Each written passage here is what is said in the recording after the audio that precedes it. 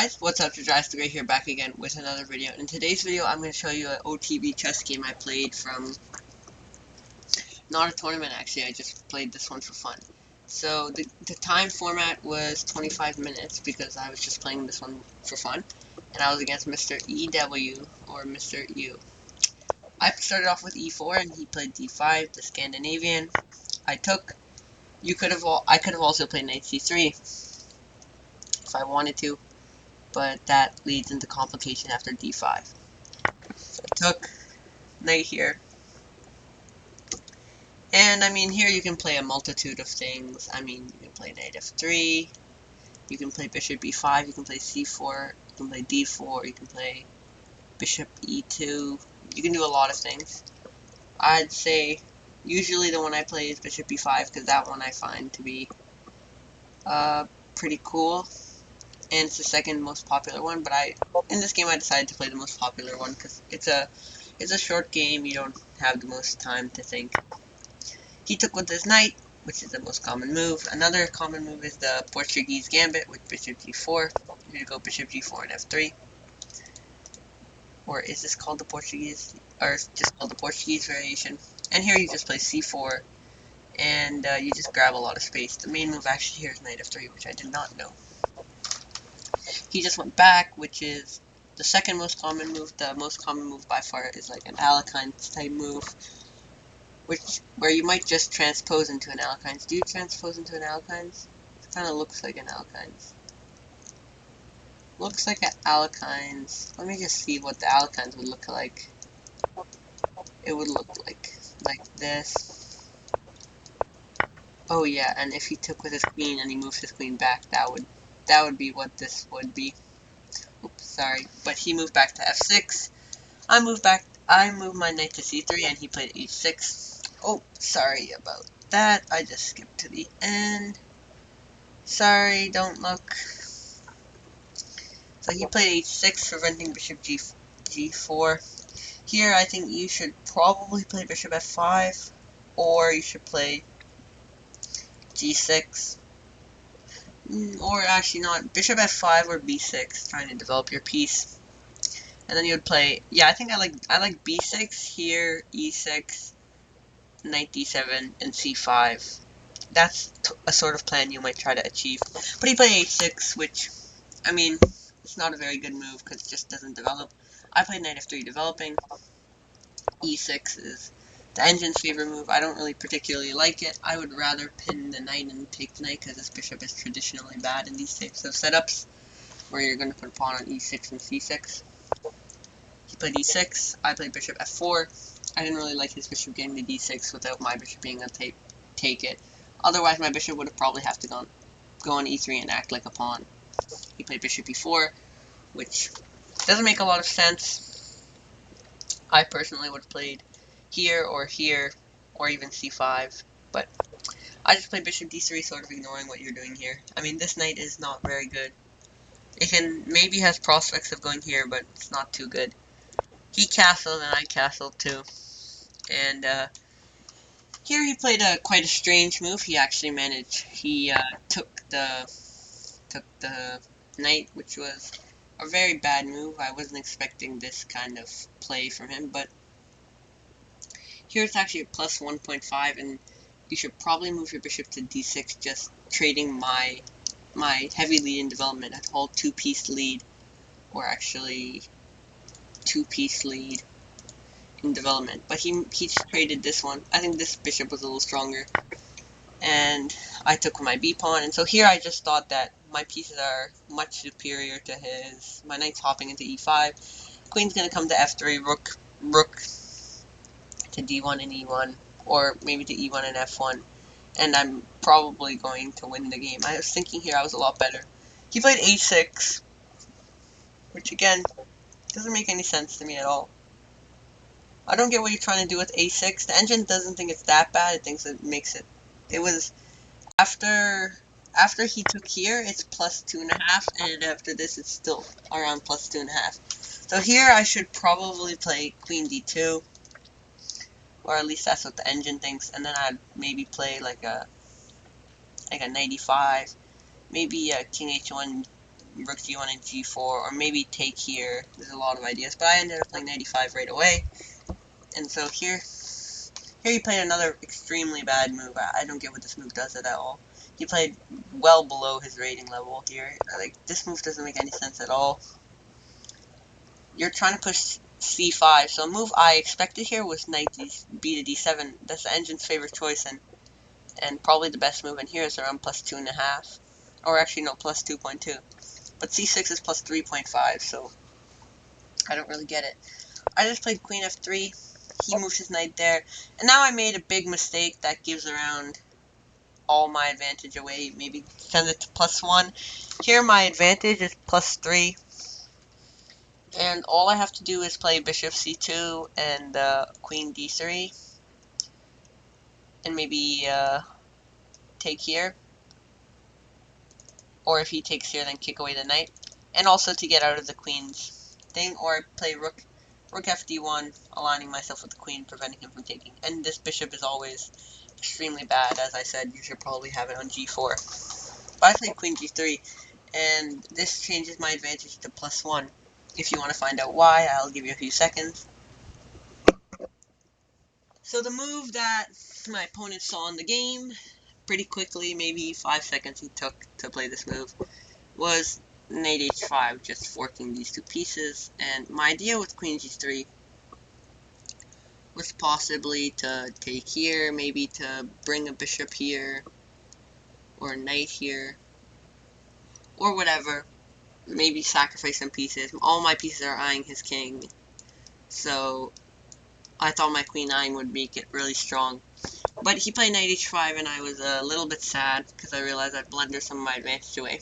And so I managed to play the best move, which doesn't really matter at all. I don't know why the engine there is saying the queen moves matter. If I move my queen here, it's the same as moving my queen here, here, here, or any of those places. The engine says that queen f3 is slightly better than queen here, but I played queen g4, and he took, I took, and here he took, I took, and we basically just exchanged all the pieces. And so we got to this endgame, and so at first it looks like a pretty boring endgame, going to be a draw. But one thing we have to notice is this pawn is very good, preventing my f4. But in exchange for that, his pawn preventing my f4, his bishop is horrible. If his bishop was on f5 or g4, this position is probably unwinnable and probably equal. But just because his bishop is here, I can gain a lot of counterplay. Mainly being putting my pawn on c5 and not allowing this pawn to move, and then putting my rook on e1, and maybe getting a pawn to f4 to prevent this pawn from moving. So I played rook a b1, and he played b5, and so a mistake somebody might make is to take here, because after takes, he's actually going to take away from the center, and likely what would happen is an f3, and he managed to activate his bishop, and I do not really want that. So I played c5, controlling this square. If I had a knight, this would probably be just dead lost for black if this was a knight. But thankfully this is not a knight. And he cannot create a passed pawn, and his extra pawns on the queen side are not looking like they matter. Because a way for me to create a passed pawn is maybe like c4. But right now I can't really create a passed pawn. I just have to play around this weakness. And eventually, if I just attack, like put my rook here, my other rook here, and attack his weaknesses slowly, he might play f6 and create another weakness, and then I can target that weakness, and slowly his piece is just going to be worse and worse. So he played rook fd8. The idea he had was to play e5, and I can't take because here, and then he would trade here and get his bishop out, and it would be completely equal, so I had to prevent that. I think that if you don't put a guy to protect it, then I think you lose. Like what I thought would happen is if I played here, he'd play here, take, and here.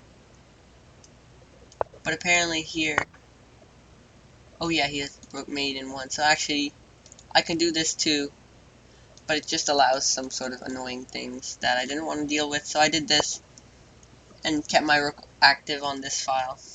and prevented e5, so that if he plays e5, I take it with the rook.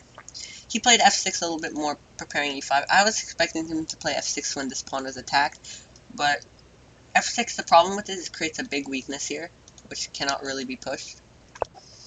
And so, I'll give you a few seconds to find the move I played here, which is, the engine says it along with a4 are around equal to each other, but I think my move was very much the best move. So, my move was bishop e4, and I'll tell you why I played bishop e4. So, if I play like h3 or something, or h4, let's say, well, h3, because that doesn't give up a pawn, he can play e5, and I still can't take with my rook, because now his f6 pawn's defending that, and if I take with my pawn, I lose my thing. So he's threatening e5. So how do you stop e5? I can't play f4. I can't play like rook e3, because then he still plays e5. I mean, actually, I think I might be able to play rook e3, but that doesn't seem very good. I think that's equal then, because he can play like this. And my rook's probably gonna have to move from the defense, and maybe I'll lose a bishop. So the moves I was thinking about were bishop c2, bishop f1, maybe going on this diagonal, and yeah, that's what I was thinking about. I was also thinking bishop g6. Well, my move, I think, is the best because it just gets a tempo on the pawn. And so, you'd have to defend it. And so here you're supposed to play bishop d7, which doesn't make any sense to me. I mean, it does, protecting these two pawns, but I would just think you don't want to block the rook's file, but apparently you do, because it doesn't matter, because his pawn's defended. So he played bishop e7, which looks natural to me, but he should have played bishop d7.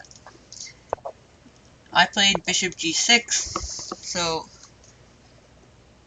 at this point, he's allowed moving his bishop, because right now his bishop is defending this pawn, which I'm attacking with my rook, but after I move my bishop, I block the attack, so he can move this guy, which is probably why he should have kept his bishop on d7, which wouldn't have allowed my next move, which is bishop g6, which basically just forces bishop c8, and I've got my bishop from here to here for free.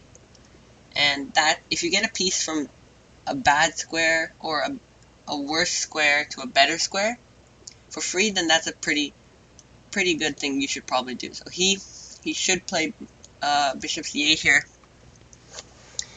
and likely what will happen is a slow just attacking of his position, rook e3, like something like if you play bishop c8, rook e3, rook e7, attack this guy, defend, go here, he'll try to create some sort of counterplay, I'll go here, things will happen, and here, of course, white is slightly better, because I just have a lot of pressure on his position, and I like my position here, so engine says this. With proper play, it should be better. That's not the best plan, but that's the plan that you might think about. Just double here and attack the pawn. But he played rook a b8, which here it's around plus 0.6. I mean, here white is better because this bishop is just horrible, but there's not really a lot I can do other than play like rook e5 and c4, because this pawn's attacked if I play c4. But here he played rook a b8, which is a blunder, which allowed me to do this. And he played a5. So here he was pretty sad. I mean, he had under like 4 minutes, so there was nothing really he could do. And he just played a5, maybe trying to create some counterplay. I played rook eb1, just looking to trade all the pieces on this square, because if you ever move a rook here, it would be mate, because my queen's covering the king's escape squares. He played a4, just not really doing anything. Maybe he should have played b4.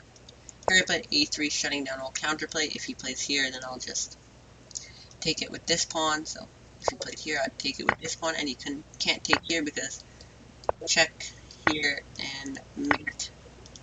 So he can't play b4. That just give up pawn. He played bishop a8, which was a bad move. He should have probably played a move that is not that move. Probably maybe even rook here is better than that move. That move is just a worse move, because your rook, Your bishop wants to stay here so it can get on this open diagonal freed up by the pawn, because this bishop is horrible right now behind these pawns. But he played bishop a8, and I played rook e8 check, which was an inaccuracy here. I should play g3, king here, king here, king here, king here, bishop here, king here, and then, or not king there, and then that, but I thought this was fine. I mean, the least black can do is just prevent that. He can't really do anything else. All his pieces are tied up.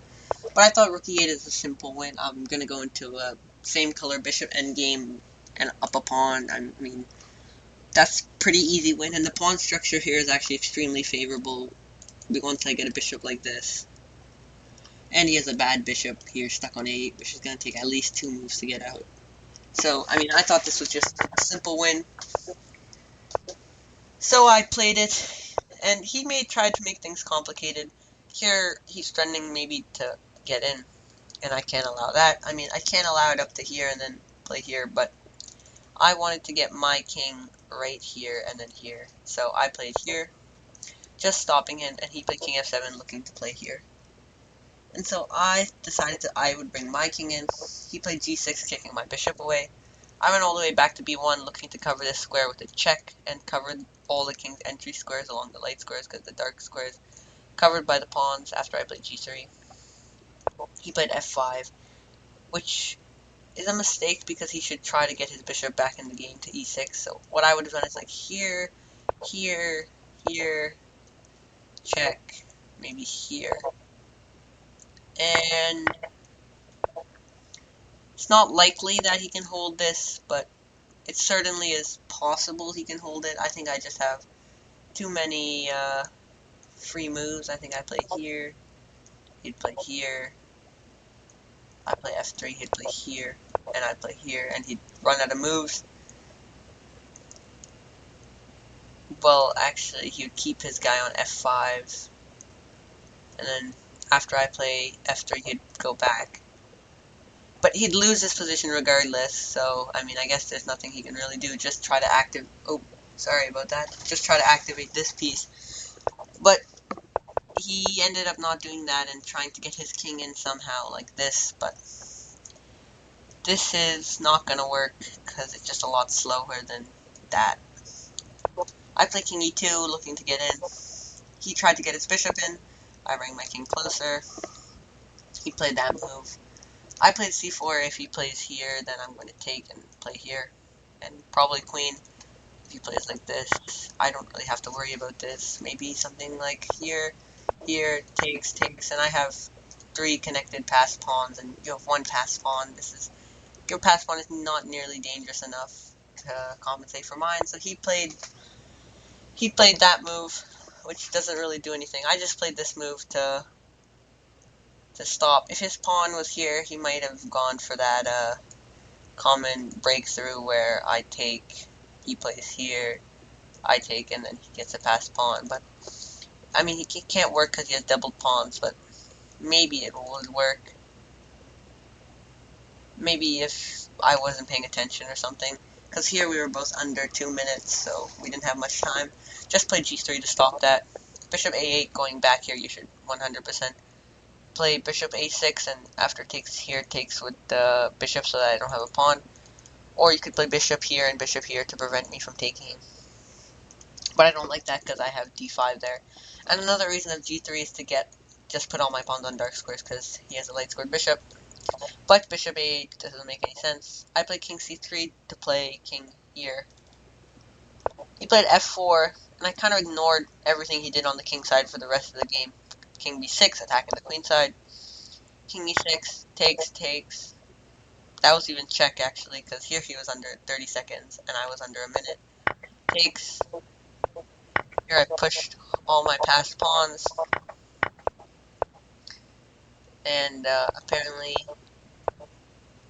here I lost a forced checkmate. Cute point of bishop d5. Can't really take it, because then I make a queen. He played there. I move my king closer. That move doesn't matter. c8, c6, he can't take, because again, I make a queen. King d8, check, king e8. He should have gone here. But actually, it doesn't even matter, I don't think. Does it even matter? Oh yeah, it does.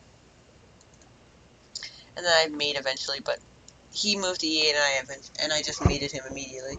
So that's the end of today's video. A nice win for me. Unfortunately, this game was not rated, so I mean, I guess ratings wouldn't matter because it was just a fun game. But I analyzed it with the engine, and I only made a few mistakes. But that's the end of today's video, guys. If you liked the video, please remember to leave a like and subscribe, and goodbye!